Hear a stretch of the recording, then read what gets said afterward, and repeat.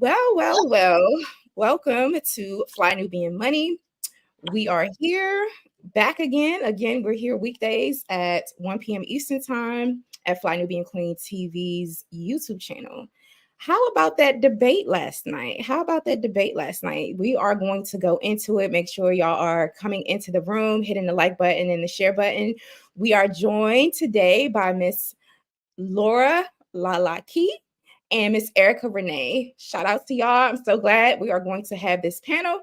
So as you all know, last night, President Joe Biden and Donald Trump were debating about being the next president of these here United States of America. This episode today at Fly Nubian Money is going to focus on what the Black community should be asking and expecting from these candidates for their votes. Not just these candidates, but also local candidates, just in general when it comes to voting. And so these topics today, and especially for this election cycle, are going to include inflation, the housing crisis, unemployment, minimum wage, gun control, reparations, mobilizing for change, and of course, the immigration debate. So how are you ladies doing? How y'all doing today? Come off your mics.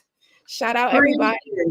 Pretty good. It's just that I hate to see our country so divided. Election years divide us more than church hours. They say the most segregated part of the world is that hour at church on Sunday. And every time these elections come around, we so segregated, it's not even funny. So I always make sure that I take some woosah moments and make sure that I address things within my own importance to see how these candidates can represent us. Thank you. And how about you, Erica?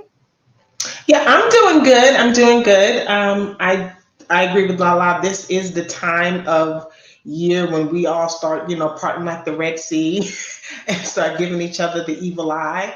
But the one thing that I think is important that as a woman, as a Black woman, is that we actually sit down and think and start looking at the views and start looking at what makes sense and what doesn't make sense. And sometimes you have to make a conscious decision for self based on facts. I have found that over the years that as I've been voting since I was 18, is that people get really emotional at this time. And then when they get into the polls, they make emotional decisions. And then when, the results at the end, after that decision has been made, it's like, this isn't the result I wanted. And it's because an emotional decision was made at the poll. So I think it's time for us to start rationalizing and really sit and think and look at the facts and not the rhetorics of what our candidates are saying, and then make a decision that will be beneficial once we get into the polls. Absolutely. Thank you for that. Thank you, ladies, for just going right in there. So, we can take this conversation in many different ways, but I'm going to start us out in the spirit of being facetious and petty. Lala, do you have a Black job? I do real estate. So I serve many across. But my main concern is that I do help many first-time homebuyers, and many first-time homebuyers are people of color. And one thing that I make sure that I do is I actually teach people before we even get in the streets, okay? We don't even start seeing no houses until I start educating you on the process, because the more that you know, the better. So typically in our households, in our communities, generational wealth is just now starting to really be explored. So it's really important to me to teach our communities this so that they can teach their children, and they can teach their children how they can launch into generational wealth with real estate. Thank you. It sounds like you have a Black job. Erica, how about you? Do you have a Black job? I have a Black career. I know that's right. And what's so funny is I'm just going to let the cat out the bag because people will be surprised. Take a deep breath, everyone. I support Trump. I do. I'm not going to hide it. Lala looking at me like she going to go pray and have a sabbatical. Yes, I do. And I have my reasons for it. But yes, I do have a Black job. I have a Black career. I've had Black jobs all my life because every time I showed up, I was Black. Facts. Absolutely. What I will say is a few months ago, I sat on a panel for African Americans for Trump. And there were 6 of us. There were 6 for one administration, and then there were 6 for the administration going into the Republican Party. And it was a very interesting day, to say the least. And it was nice to see people from both sides. But I know you're going to get into that, but I just want to say that it's okay if you have a preference of who you want to support. I support some things. Some things, rhetoric, no. Yes, the man is a bit off to the left. And let me just also say, I believe that both administrations have things within them that are just completely wrong. I think both of them have challenges that they need to work through. And I think both administrations have done their fair share of folly. However, when it comes to the facts, Trump has he has my attention. And yes, Kafunya Life, none of them are coming to save us. You're correct.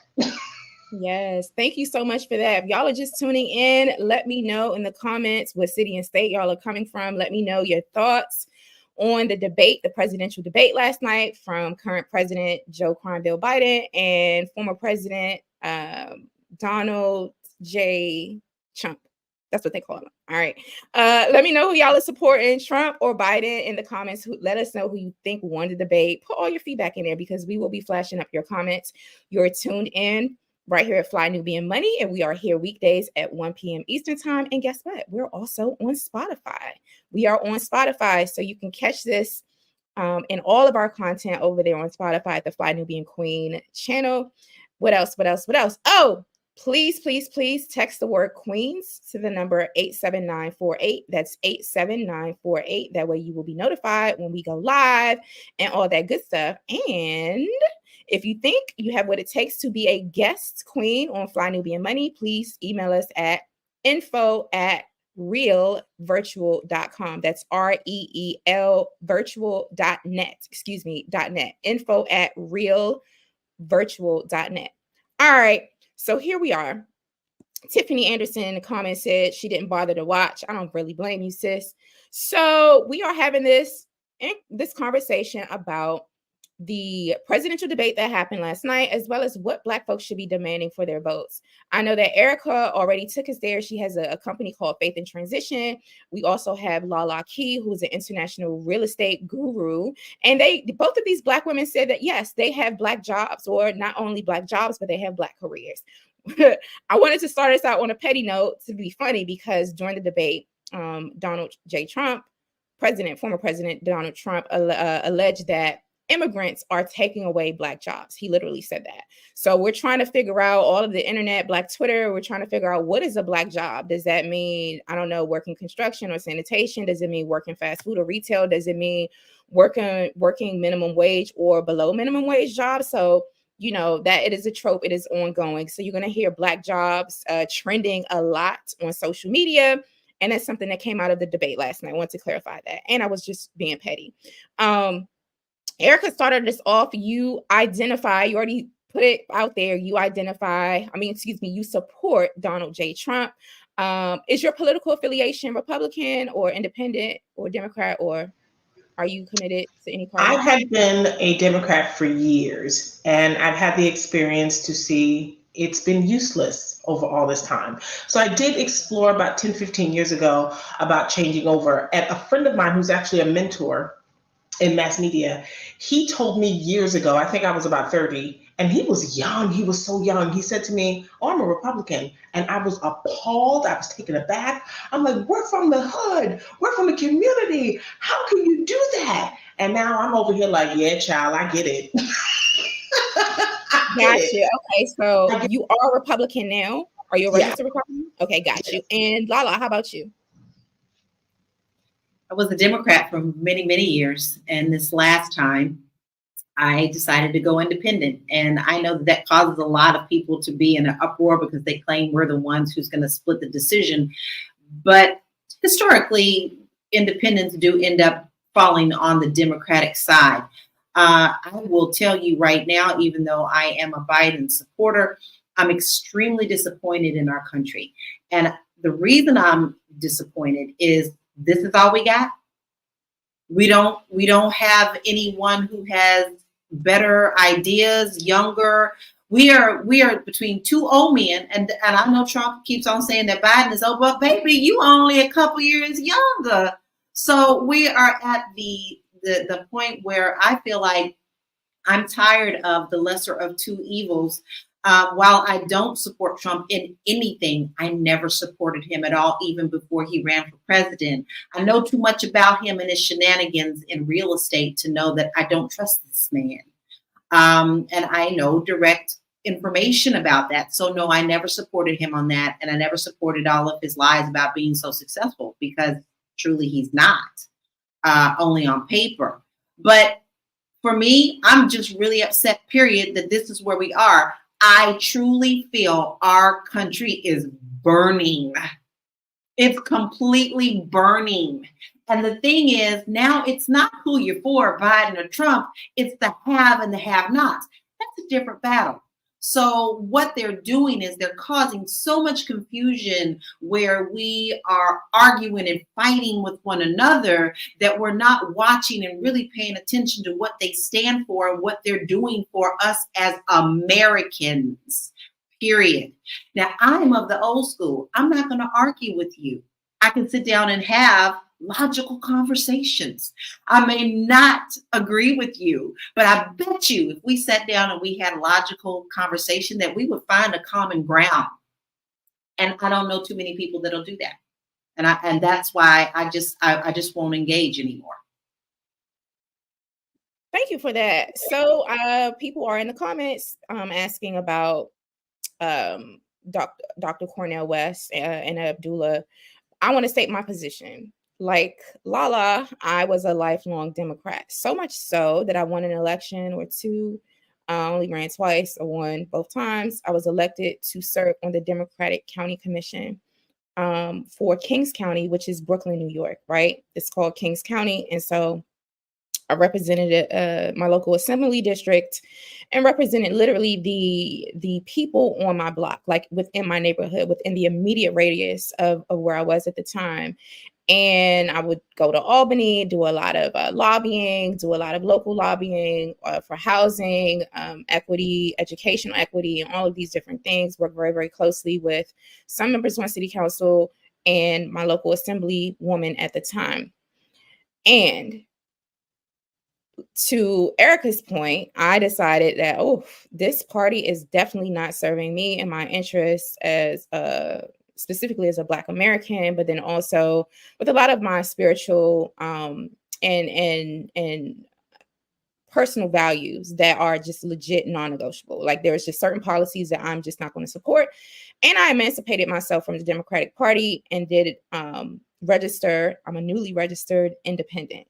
So the part of that sucks and doesn't really sit well with me is I can't vote in primaries, and I'm used to being a triple prime voter, meaning that every single election that came up, especially all the local elections, all the elections that weren't getting press, that don't get press, I don't get to vote in those anymore. But in good conscience, I could not rest well at night knowing that I was affiliated with any political parties that just really don't serve my interests and aren't in alignment with my spiritual practice, especially, and a lot of my values. Now, I believe that Trump has a lot of good points. I stand with him, as it pertains to immigration specifically, and importantly, and there's some things that Biden has within the Democratic platform that I also do support, but I just want to put it out there and be very, very clear that I am an independent.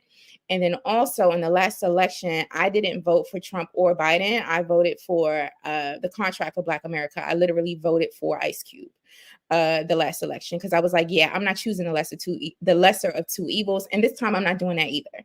I'm in Washington, D.C. This is a blue district. We're not even a state.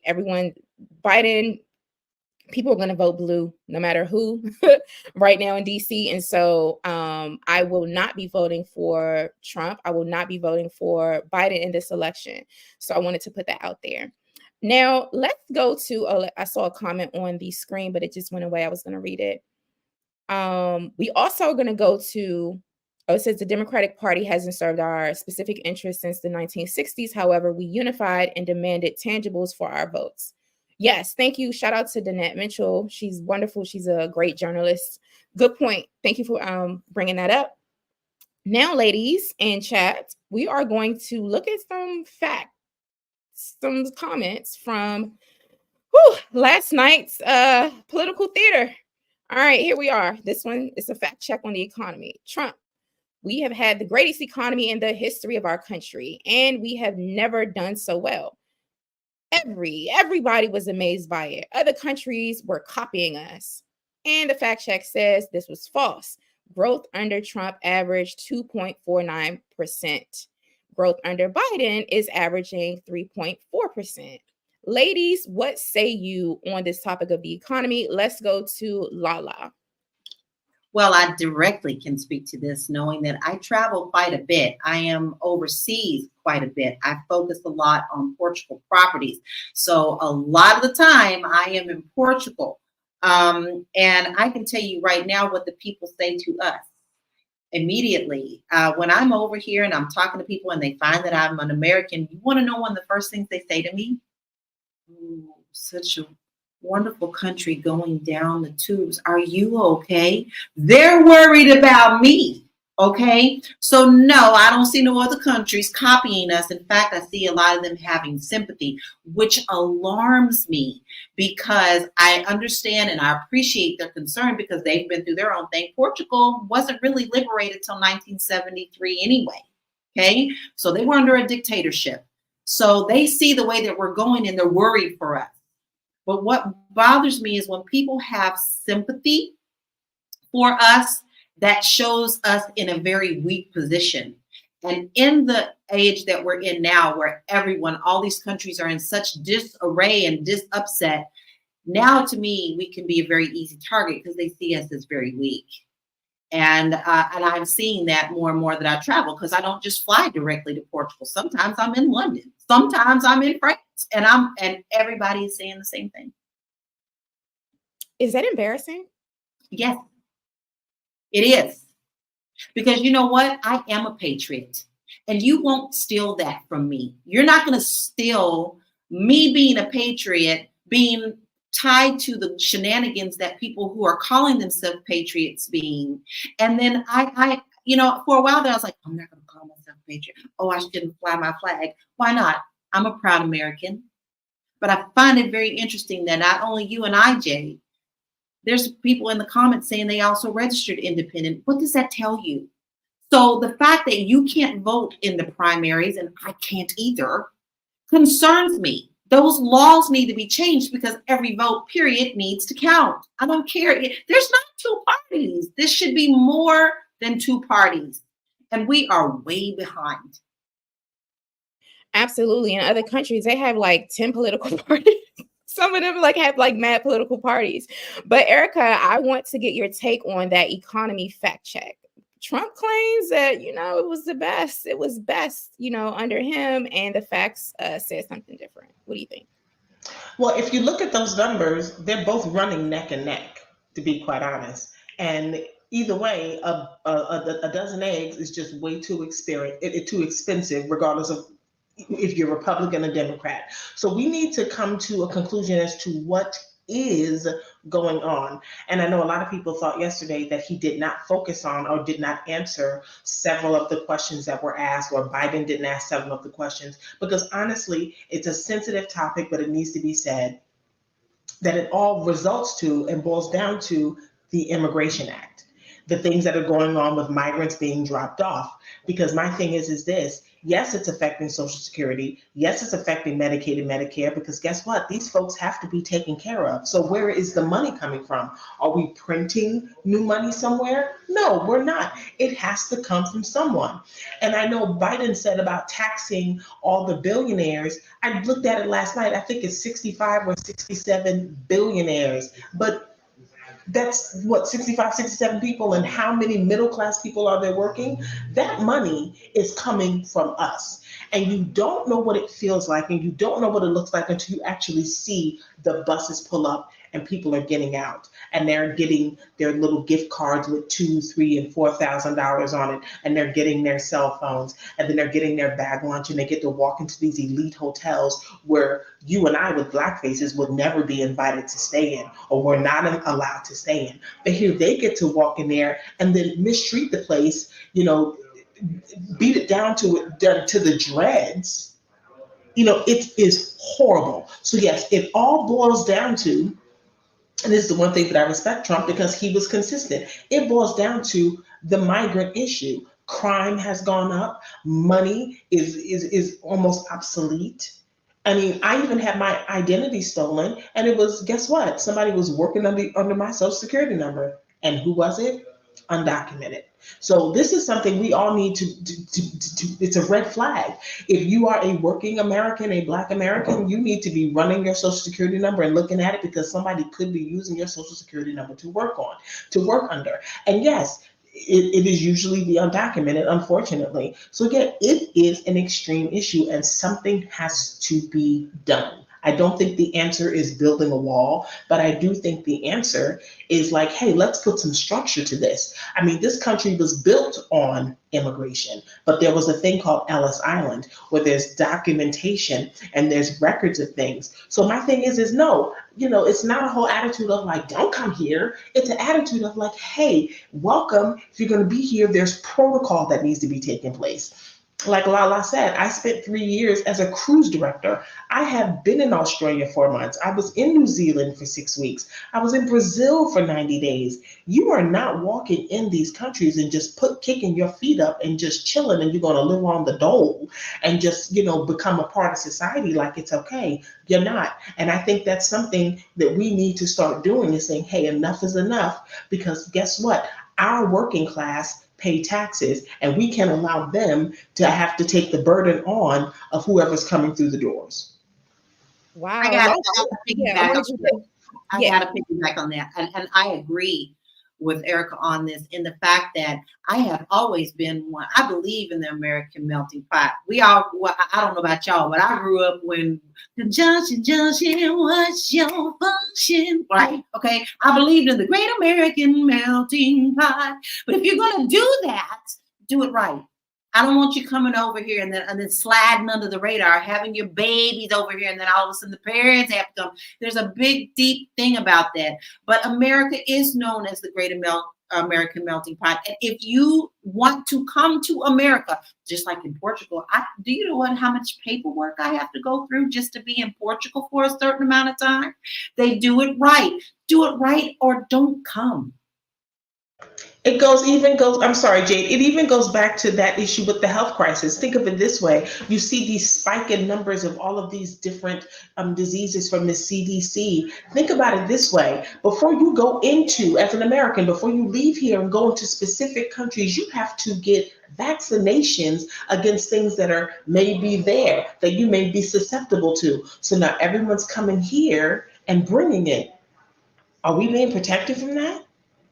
Interesting questions. We are live and direct right now, right here at Fly Nubian Money on Fly Nubian Queen TV network. Y'all need to make sure you subscribe. Make sure you share this broadcast. Make sure you tell a friend, and make sure you text the word Queens, QUEENS, to the number 87948. That's 87948. We are having an intelligible conversation on various sides of the political spectrum regarding last evening's, in my opinion, train wreck of a presidential debate, or sham of a presidential debate. The options that Americans are forced to choose from in this election cycle 2024 are quite deplorable, in my opinion. So we're having this conversation and we're talking about it. We're about to bring up a new guest. Her name is Vanessa Gopal. She is an entrepreneur with a master's and extensive study in public policy. I'm really grateful to be also joined by Miss Erica Lewis. She's the author of Faith in Transition, and our sister Lala Key, who is an international real estate agent and guru. You ladies so far have a lot of perspective as it pertains to living in other countries, etc. I saw a comment by my friend Danette Mitchell in the comment section, and she said that Dr. Claude Anderson has always taught us that immigration in general, legal or illegal, immigration hurts Black Americans in many, many ways. And I do agree with that. A while ago, I think it was 2016, I was not for building a wall, but at this time, I'm not even mad if a wall is being built. I'm just gonna be honest. All right, I want to welcome Miss Vanessa Gopals to the panel. We see you. Welcome, welcome, welcome. Please come off your mic and let us know your general thoughts on the Biden-Trump debate. Hello, Queens. How are y'all doing today? And thank you for having me. I thought it was a train wreck, honestly. I think that I wasn't expecting to see any different from Biden, because I feel like if you've been paying attention to politics, you've seen a dramatic decline. If you watch the 2020 debate, it was a lot different than what we saw last night. I think he was, at times he just looked aloof. He looked like he didn't know what he was talking about, and it was very sad. Trump lied about a lot of things, but I think we were all watching the debate to see how Biden performed and was he mentally there. And so I thought it was a train wreck for the Democrats. But I think it's something that we've been seeing for quite some time now. So I'm not really sure that I was expecting to see anything different. I just have a hard time believing that that is the person that the Democrats decided that they were going to run with. Me too. Listen, I kept saying, like, when I saw the way California Governor Gavin Newsom performed in that debate against Governor Ron DeSantis of Florida, I was like, yes, Newsom is the one who should be running against Trump. I just really think that he could he could give him some competition. There were moments last night where President Biden's face got stuck. I wasn't really sure, where his reactions were going. It seems like there was a delayed reaction. And again, he is 83 years old. He's in that season of his life. It's okay to, sit back and enjoy your grandchildren and retire and things. But I also understand people who are called for public service. It's like, that's a part of our lifestyle, right? We want to be in service. And so it may be hard to kind of tame that, but the Democratic National Convention has not happened yet. So I'm wondering if the Democrats will pivot. To Vanessa's point, I saw a lot of the pundits, especially on CNN, they were having a fit. They were throwing a tantrum about the political state that we're in, and then also how bad the presidential debate was. And I know we have a clip. I kind of want us to go to that clip, but before we do, I think Erica, you raised your hand, you wanted to share something, and then we'll also let Lala speak to those points as well.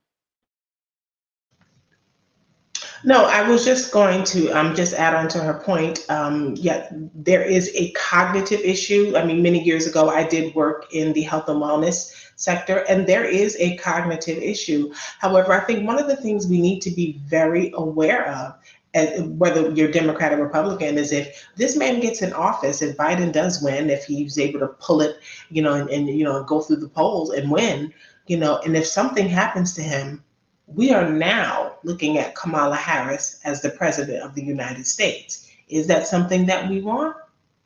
That is really something to think about. This woman did a sit down. I don't know if it was a debate, but it was a few days ago.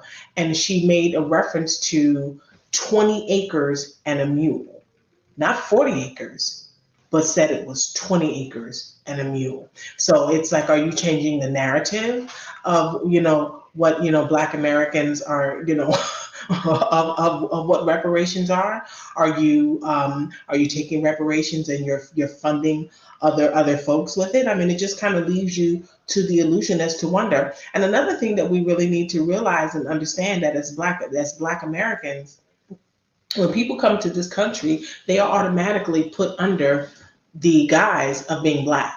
They're automatically put under the checkbox of being Black when it's time to file for EOF, it's time to go to college or financial aid. They're Black. When it's time for them to, register for school, they're Black. So we have to really understand that. Even at the police department, I remember a friend of mine told me that there's a thing as white Latina, and Black Latina. I didn't know that, and it's on paper. So when you register, if you're my complexion, you are considered a Black, then a Latina. So we have folks that are coming here from different countries that are benefiting from the part of being Black and reaping those benefits. So when they're put under that checkbox of Black, it looks like Black people are being helped, but we're not.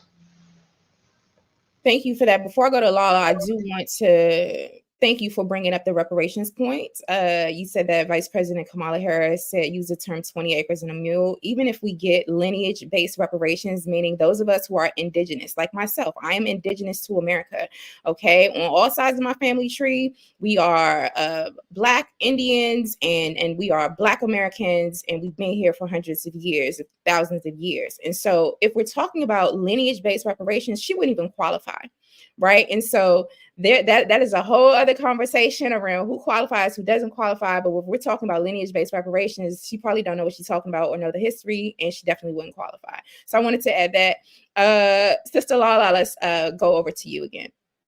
Well, I can speak directly to the California thing. I've been based in California for the last 15 years. And during the pandemic and all that stuff, I did have high approval for Governor Newsom. I do have a lot of respect for him, but I also have a lot of things that I question him on too. I tell you, I'm a weird person. Okay, I like to feel like I am able to agree and disagree on both sides. Now, I think Newsom would be a good candidate for that. I also think that he has a lot of weak points that people are starting to point out and fuss at about what's going on in California. In the fact that we do have a lot of illegal immigrants coming in, and you know, we have the Tijuana effect coming in a lot. So people are starting to see that our homelessness is off the chain. I can't even, let me give you an example. When the pandemic started, we couldn't go to any gyms. We couldn't do all that. Remember, we all got shut down. So I started working out outside. I would walk. I walk 5 miles a day. That's my minimum. The same path that I would take during my morning walk, I had to change because the homelessness was so bad that I could not walk past the tents because they smelled. They were full of diseases. They were, and I kid you not, they really did have a lot of diseases going on. So why would I want to walk through that? So although I see some good points in Newsom, and I feel like he'd be a little bit younger blood, I'm tired of fighting. We need term limits for every damn body. Everybody needs term limits. The president got them. Okay, so why isn't Congress have them? Why doesn't the Supreme Court have them? Why doesn't our local politicians have them? Term limits. You cannot be a career politician. Now, I know Biden is, and he knows how to walk through the weeds because he's been doing this for a long time. But what are you doing at the Democratic Party? You don't speak for me anymore. How can you think like the Republicans are? And that's what I agree. I agree. I completely agree, because then it becomes an ego. Are you here to serve, or is this all about you and you creating a legacy? Politics is all about service, and no one wants to give. It's all about, what can I take? Because you better believe, even though all of his needs are met, they want their paychecks, whatever they get. They want all their benefits, or all their perks, or everything they're supposed to get. So yeah, this is all about service. So yes, I agree. And there are several senators that have been senators for decades, longer than I've been alive. Before I was born. There. Yes. Before I was born. Absolutely. Listen, Yeah, I think we're going to pause for a second, and we're going to watch this video clip. We're going to watch the video clip of these reactions to the debate, and then we're going to turn it over to Vanessa. She's our resident political policy expert, and I would definitely want to get your perspectives on this. So we're going to do that. And in the meantime, in between time, I see the chat is going off. I need y'all to go ahead and hit the like button, share this broadcast. Shout out to everybody who's tuned in. Make sure you text the word Queens to the number 87948. That way you will be notified when we go live. And just so you know, we are on Spotify, and we're here at Fly Nubian Queen TV. Weekdays at 1 p.m. Eastern Time, Monday through Friday, 1 p.m. Eastern Time. Let's take a look at this video clip to prove that this was a train wreck last night. That was painful. I love Joe Biden. I work for Joe Biden. he didn't do well at all. He did not do well at all, and he looked. I'll give you the analysis. Kind of have the old man versus the con man. I can walk you through how I'm supposed to see it and say it, but I just want to speak from my heart. I love that guy. That's a good man. He loves his country. He's doing the best that he can. But he had a test to meet tonight to restore confidence of the country and of the base, and he failed to do that. And I think there's a lot of people who are going to want to see him consider taking a different course now. We're still far from our convention, and that was painful. Miss Vanessa Van Jones said it was painful. Please give us your analysis of what he said, and also if you want to share with your political affiliation with us. I don't think we caught that. Yeah. So, Jade, what was the last thing you asked me to share? I'm sorry, the mic went out. Oh, your political affiliation. So I'm independent. I'm married to policies. I'm not married to people or parties. And I think that's an important thing that as a Black community, I think that's essential, because when you just start voting because someone is Democratic or Republican and you're not really looking directly at the policies they're producing or bringing forth, then you're doing a disservice to the community and a disservice to yourself. So I'm a registered independent voter. I look at policies. One of the things, just to piggyback off term limits, I completely 100% agree with term limits. I think one of the biggest issues that we have in America is that politicians are meant to service the people. But the reason why we see these perpetual long terms of service with the Senate, with certain Congress members, is because you have these huge PACs and they donate millions of dollars. So once you're in there, you shake hands with whoever you want to shake hands with, whether that be the NRA, the APAC, another corporate PAC, and they donate millions of dollars. So when you have an incumbent or a new runner coming up against you, it is very difficult to combat that. We just saw that in New York, where they spent 25 million versus 5 million. So I think we have a deeper issue of not only our politicians are not there to serve our people, but they're there to serve corporations, PACs, people that give them money. There's not enough red tape. There's not enough laws to stop these huge investments from corporations and PACs, which is a huge problem. I mean, this is why you see, senators where, the senator of Kentucky, what's the old guy? I can't think of his name right now, but he's, Mitch McConnell. Thank you, Mitch McConnell. I mean, we all know he should have been out. If you look at his state, they are the lowest in education. They have the lowest per capita income per household. There's nothing policy-wise that would, make him stay there for that long, where a person would be like, hey, this is the guy. Besides the fact that he's very powerful because he's been able to shake hands. He has a lot of investments from different PACs, the NRA. So I think that's the bigger issue in terms of policy. And I think that's the part of the reason why we're seeing Biden at the top as well, because we're not looking at it from the perspective of politicians servicing people. It's politicians servicing PACs. So, we all know whether or not you're independent, Republican, Democratic, Biden is not fit to be president. And that's just the bottom line. And I mean, Trump, I'm no Trump fan either. Trump is he lies. Every time he opens his mouth, it's a lie, but he did look more mentally sound than Biden yesterday. So, to Van's point, it was a disaster, and it was really sad to see. It was like watching my grandpa get up there, and I actually feel bad for him.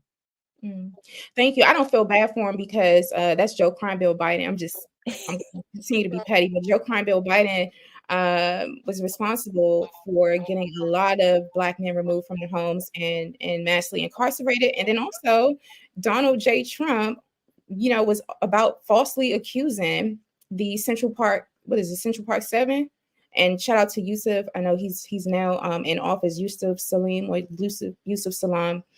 He's also in office right now in New York. But it's a lot going on with these candidates. But Vanessa, I wanted to ask you another question because you do have a background in policy. The LGBT community has been very successful in mobilizing for effective change to meet their particular agenda. Now, I'm not saying that I agree with their agenda, but it's just a fact that they have been very, very, very successful in mobilizing and affecting change within their interests. What can we, as the Black community, learn from their strategies to better advocate for the Black community? I'm a big proponent that civic engagement should be something that's taught at home.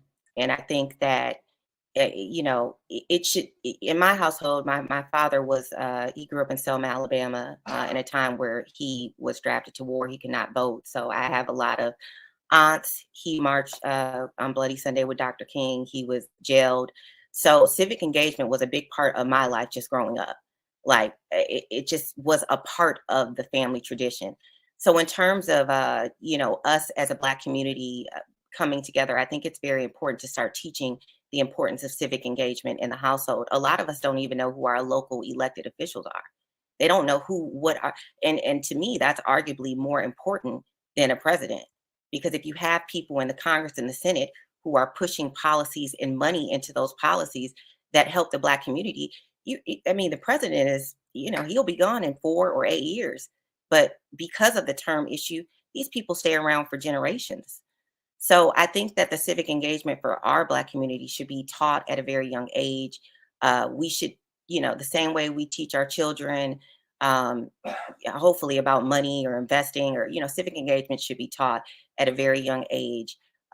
We should, like podcasts like these, and, we should be getting together, talking about these issues to educate people and let them know that they need to start looking at the policies that are directly affecting the Black community. But, I think it should just be taught in the home. I think that should be a requirement in each Black family.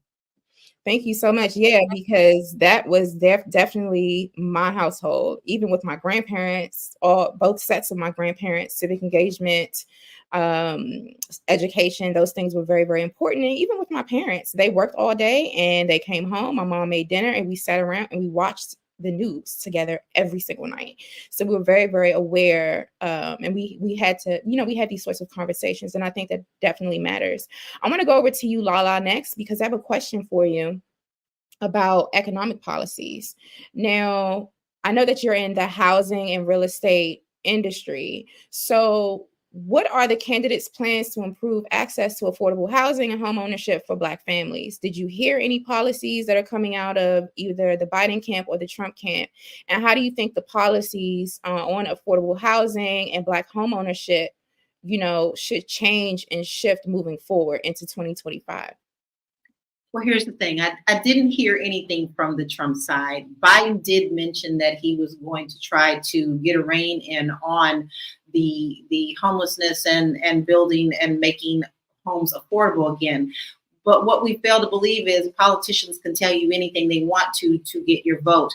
I have not necessarily seen much success what's going on in the administration in that situation, which deeply concerns me. Now, the previous administration, which was Trump, also did absolutely nothing and put in Ben Carson, who is a surgeon, over the HUD department, who absolutely knew nothing about housing other than the fact that he came from the ghetto. And that's what he will tell you that he did. But they are going to have to address this situation.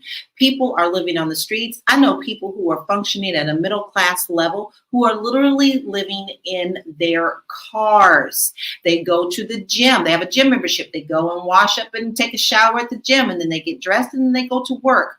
This is a problem in America where we cannot continue to move forward, where people do not have a roof over their heads. There are many, many different options to do, even if you have to do mini homes, which everybody keeps throwing out there, but nothing is being done. So I would say we are at a loss right now because all people are only talking and nobody's standing behind the chatter that they're saying. And I agree in the fact that we have to really be paying attention to what they're actually doing, because every time they talk about, let me give you an example. Los Angeles, Karen Bassett, she is over this stuff. She ran on the platform that she was going to help the homelessness, and all these people got behind her. And they had all this money, but yet We keep running on this platform and nothing is getting done, and the money is getting stolen and nobody's getting prosecuted. So this is actually what I'm seeing. So I need to see more money put into the fact of home ownership. I need to see more put into the education of home ownership. I need to see more information about down payment assistance and not giving these banks these extra bonuses that you're giving them, and they're not giving them to other people, and the CEOs are walking away with high bonuses. I need to see more action in my community, and not just with the nonprofit. I need each state to have something very well put into place to help people walk into their home ownership. And this also addresses the fact that there's still redlining going on. They want to put you where they want you to be put. And they are doing it in voting districts. Y'all not thinking about that. These places that they want to steer you to are in voting districts.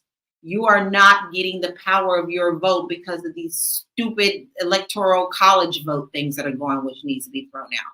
So I know I have plenty of things to say on that. I'm not going to just suck up that, because I am really behind home ownership. If you have home ownership, you have a piece of land. And what they say, buy land. They're not making any more of it. And that's something that you can power off into for your children and your grandchildren. So neither party is doing what they need to do about the homeless situation. Thank you so much. Pretty Richie says, stop funding wars that do not concern America directly. Fund America's homelessness.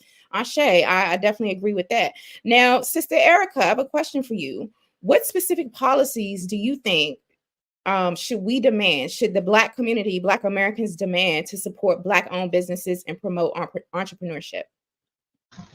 I'm a huge advocate for reparations. We need that, point blank and period. It needs to be done, regardless of how it's given, whether it's given on one big bulk, whether it's given over a period of time, over a period of months, over a period of years, because it is time for us to go back to our communities. Point blank. Every nationality has their community. We have the little Italies of the world. We have the little Haitis of the world. We have the little DRs in the world. We have these little subdivisions within the neck of our community. But every time we have our own, people are always dropped in droves into where we are, and it's just not fair. Why is it that we cannot have our own community where it's just our businesses, and that's where we shop and cycle our money? That's what I'd like to see. I'm a huge advocate for reparations, and I'd like to see it in this lifetime.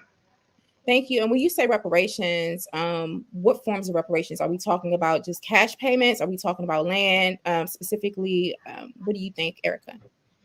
It really just depends on what an individual's needs are. I have a family member. We have land in Virginia. She's a cousin on my grandfather's side, my mother's father, huge amounts of land. So land wouldn't be my thing because I have access to it. But cash, absolutely cash on my end. But if you have someone who is a farmer who has those agricultural skills, if that would mean something to him, then he should get it in that manner of which he's able to serve and thrive and then be of service to his people. Thank you. I would like to stick with the reparations topic for just a moment. And Ms. Vanessa, I'd like to hear any of your thoughts policy-wise, as it pertains to lineage-based reparations for Black Americans. So I think that's a key point too. I think lineage-based reparations is the most important because as I was listening before I came on, there are a lot of people that come here and they're just kind of categorized in the Black category. So I think it's important to delineate between, foundational Blacks and then people who come here because our experiences have been different. Our ancestors' experiences have been different in America. I agree. I think that reparations is long overdue. I think that the biggest form of reparations should be in real estate or land. I think that creates generational wealth. When you leave behind equity, you can pass it down. So for sure, there should be some sort of land or real estate involved. If not land or real estate, maybe a large amount of cash so that a person could use it to purchase real estate. In addition to, I don't believe that Blacks should be taxed, for at least 30 years. I don't know. I think that we should have some additional tax incentives. We look at corporations, we look at it's certain businesses and immigrants who come here and they're able to open businesses tax-free. in certain communities. So I believe that we are long overdue. We've paid enough in taxes, and I think that we should get a break from taxes and also receive some sort of land or real estate that is, worth that we can leave behind and create generational wealth with. Thank you so much. So I'm gonna just put this question out there to the panel. Whoever comes off the mic first can just chime in. How many times did y'all hear the word reparations last night in that presidential debate? Oh, all right. 0. Yeah, that just didn't come up. And we have been organizing and advocating for reparations, lineage-based reparations. So let's move on. Yeah, things like free education, land, of course. I love the idea of not having to pay taxes. Like, what am I paying taxes for? Y'all stole labor from my ancestors for hundreds of years and stole our land. Student loan debt, right? I know that Biden has been doing a lot around student loan relief. Student loan debt relief. Do we want to talk about that? Any thoughts on Biden's policies versus Trump policies as it pertains to the economy and student loan debt? Well, I think Biden has that's been his soapbox, so to speak, because he had to do something to get people to come out and vote for him. And everybody likes young people, and that's one of the things that was talked about after the broadcast last night is the younger generation of voters. Who in which direction are they gearing to? So the best way to do is talk about those student loans, and then you have the Gen X. People my age who have been out of college 25, 30 plus years. I have a friend who's still paying back a student loan. He's older than I am. He graduated from college in 88. And I'm like, you still paying a student loan? Like, when is it forgiven? When does it get to a place where it is forgiven? However, I digress.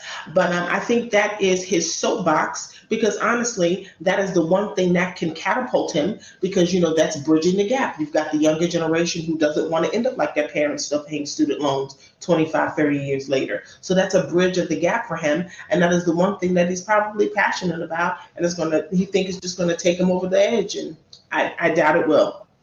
Can I just piggyback off that? This is one of the things that has bothered me the most about Biden, because this is actually Obama's policy. The things that Biden is doing, saying that he's erased student loan debt, that's something that Obama implemented. Loan forgiveness is something that Obama implemented. So once again, it's this white man taking credit for the policies of the previous administration, which, you say what you want about Obama, but he did get a lot of things passed. We can't expect him to undo 400 years of unfairness in an 8-year term. But Biden hasn't done anything extra for student loans. He's basically taken what Obama put in place, and he's looked at some of the applications who may have been slow processing, and he's processed them on faster. He hasn't implemented a new policy that has deleted or, that is Obama's policy. So, when I hear Biden talk about this, it's great that the people whose loans have been forgiven, but it's not to the point of what he ran on, even if he's using Obama's policy to expedite the loan forgiveness. So in my opinion, I still have student loans that I'm paying on. I went to USC, which is extremely expensive. So, and if it wasn't for some of the policies passed in the Obama administration, my student loan payments would be astronomical. So it's a problem, but it's not being resolved to the level that it should be by this administration. Thank you I don't so think much. they're ever going to do that. I'm sorry, I need to jump in real quick. I think that's a key word. I think they like to throw keywords at us to make us get upset and get excited about things that are not happening. And so every time they feel like they're behind, and I mean the elite, not just presidents, but the congressmen and representatives up there, they throw out the keywords to get a buzz going, to get us angry, and nothing never gets done. So once again, we have to go back to what exactly are you really doing for us? Because you talk about it, but you're not walking the walk. And I need to see that. And that's what disappoints me the most about my country right now, is that we are so busy arguing and fighting with one another about little things that honestly they feel like they don't have to do anything, because we're too busy down here saying you and you and you and blah, blah, blah, that they don't want, that nothing is getting done at all until they find the next hot button that makes us angry and nothing gets done on that. So it's just a round robin of things that are not getting done, period. Thank you for that. We're about to watch a video and then we're going to wind down. This hour has gone by way too quickly, y'all. That's why you all need to get the text messages by signing up at the number 87948, so you don't miss any part of these conversations and you are notified when we do go live. So make sure you subscribe to our channel, Fly Nubian Queen TV, and then also check out our website at flynubianmoney.com. That's flynubianmoney.com. Of course, we are having this conversation about how horrible the Biden-Trump debate was last night. We are going to watch a video real quick, and then we are going to start to wrap the conversation. I want to hear in the comments, let us know, who are you supporting? Are you supporting the old man or the con man? Who are you supporting in this election? The old man versus the con man. Let us know, old man or con man. Put it in the chat. And shout out to my sister, Darlene X. I see you. All right, let's go ahead and watch this video right quick. And he told me, he said, I don't want to go in there because they're a bunch of losers and suckers. My son was not a loser, was not a sucker. You're the sucker. You're the loser. Get the total ban on the total initiative relative to what we're going to do with more border patrol and more asylum officers. President Trump? I really don't know what he said at the end of that sentence. I don't think he knows what he said either. Look. You're the sucker. You're the loser. You're the loser. You're the sucker. You're the sucker. My son was not a loser, was not a sucker. You're the sucker. You're the loser. You're the sucker. You're the loser. You're the loser. I don't want to go in there because they're a bunch of losers and suckers. Lord have mercy. Woo! This is what we got to work with, y'all. So we're going to go around and get some final thoughts. We're going to get some final thoughts. Suckers and losers and old men and con men and Democrats and Republicans and all types of things happening at the debate. Inflation was brought up, so many things. Let's start with final thoughts. I want to go over to you, Miss Erica. Let us know your final thoughts, key takeaways from this conversation, as well as the debate. The chat, I want y'all to do the same thing. And then also, Erica, let us know where we can find you. Yes, my final thoughts. I want everyone to remember that, Trump is not a politician. He is not. He is a businessman.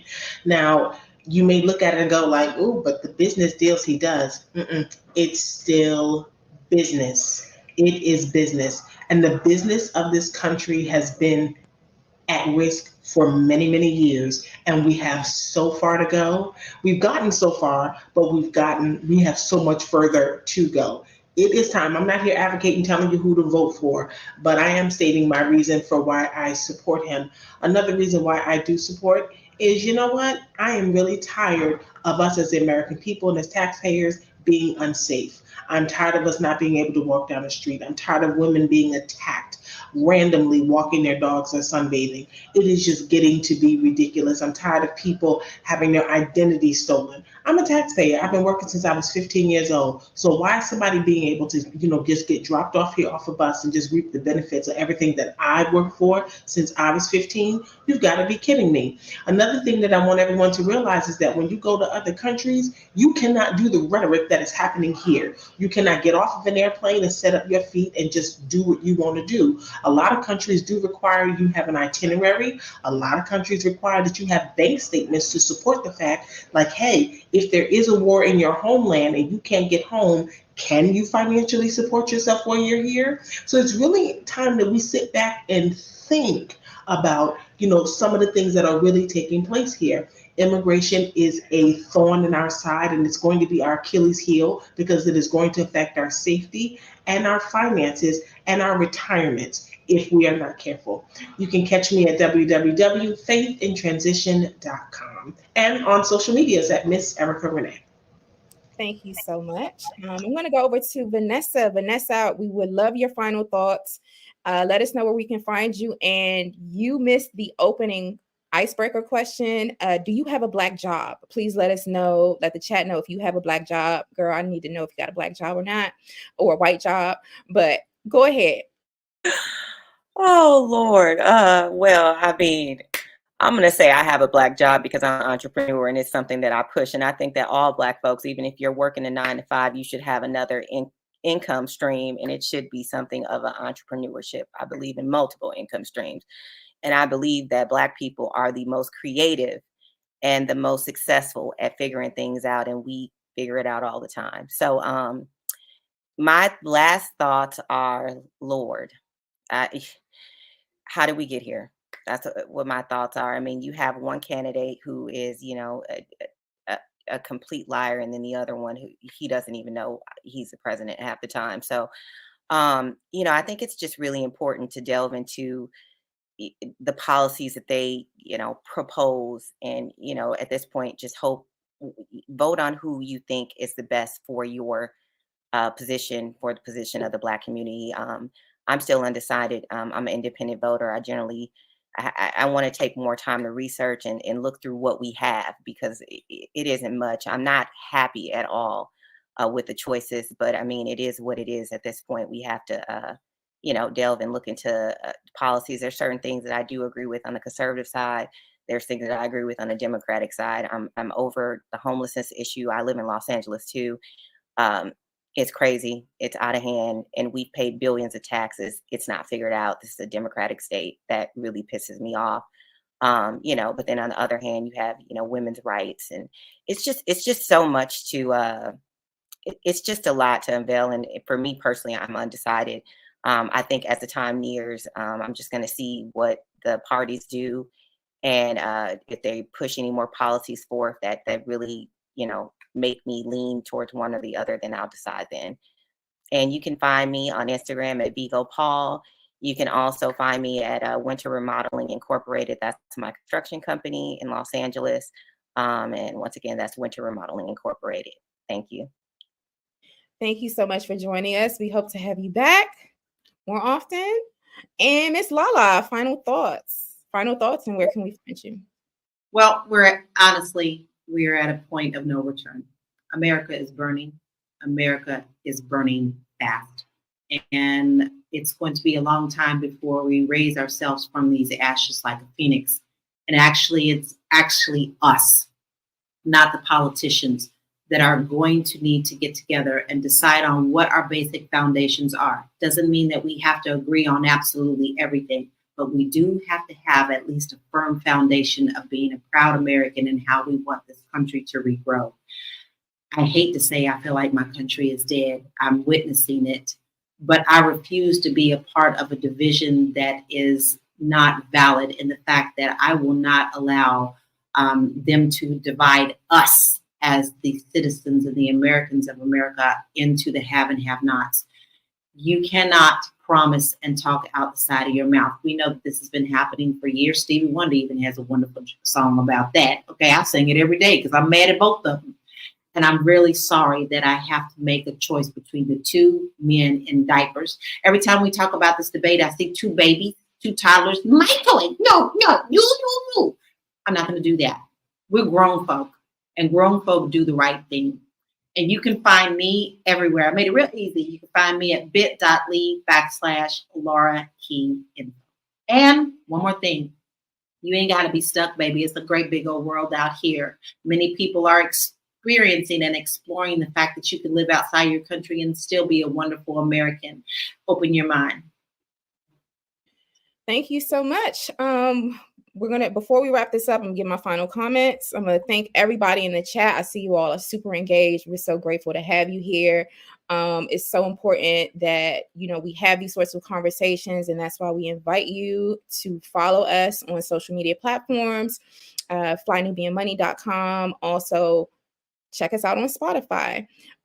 Text the word Queens, QUEENS, to the number 87948. That's 87948. I am Jay Harrell. I'm an educator. I'm a social entrepreneur and activist. I also do coaching for those of us who are interested in providing service in the Black community or have dedicated our careers, entrepreneurship, businesses, organizations to serving Black folks. And we really work on resilience and building up a high level of racial esteem as we continue to do this work as social justice warriors. You can go over and follow the work at highblackesteem.com, highblackesteem.com. My final thoughts are, listen, it's like that movie that Whoopi Goldberg was in back in the 80s or 90s. It's called Ghost. I don't know if y'all saw Ghost. And that's when Whoopi Goldberg turned to the chick, Demi Moore, and said, "You in danger, girl." That's how I feel about America. America, you in danger, girl. Let's look at some stats right quick as we wrap up about where we are right now. All right. We fact checked the economy growth under the Trump administration. We talked about that. Unemployment. Trump claimed his term ended with the unemployment rate at 6.3%. And with Biden, the unemployment rate dropped to 3.4%, lower than the best month during Trump's term. More fact checks, more stats. Biden and Trump debate. Let's see. Wide differences between Biden and Trump supporters on key cultural issues in the presidential campaign. Gun ownership does more to increase safety by allowing law-abiding citizens to protect themselves. You can see the scale there. This one is about the legacy of slavery affects the position of Black people in America's society today with great deal or fair amount. This is what the polls are showing, right? And these are what voters are saying. We are definitely divided on the issue. Society is better off if people, we're going real fast. Okay. Biden leads Trump by a wide margin among Black voters. All right. We see all Black voters, Biden, where they're leaning towards Biden at 77% and leaning towards Trump 18%, right? And more Black men leaning towards Trump than Black women, but overwhelmingly Biden. But let Trump tell it, he got the Black vote on lock. Let Biden tell it, if you don't vote for him, you ain't Black. I mean, look at these stats, y'all.